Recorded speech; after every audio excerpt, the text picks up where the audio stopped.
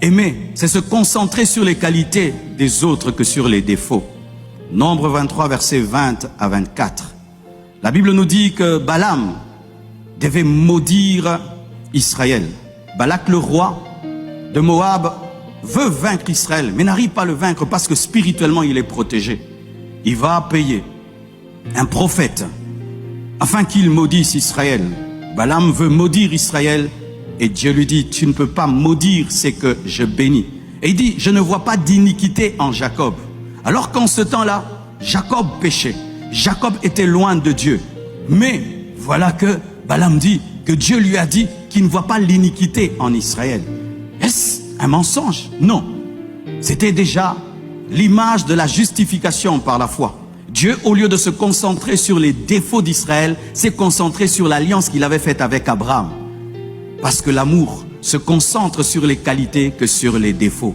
Lorsque tu aimes, tu te concentreras sur les qualités que sur les défauts. C'est pourquoi souvent on dit que l'amour rend aveugle. En soi, ce n'est pas que l'amour rend aveugle. L'amour t'amène à voir plus les bonnes choses que les mauvaises choses. Lorsque tu commences à voir tout le temps les défauts de ta femme, les défauts de ton mari, les défauts de tes enfants, les défauts de tes amis, tu ne les aimes plus. D'ailleurs, c'est un signe.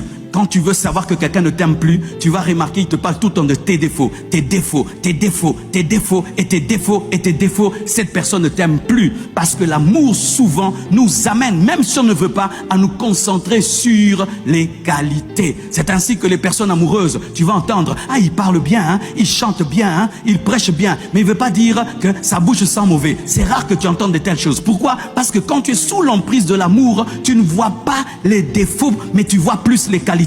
Ce n'est pas que tu tolères les défauts, mais tellement que l'amour est fort, l'amour avale les défauts. C'est ce qui permet même à Dieu de vivre avec nous, à Dieu de nous supporter et à tous les mariages que vous connaissez à demeurer. Donne-moi l'amen.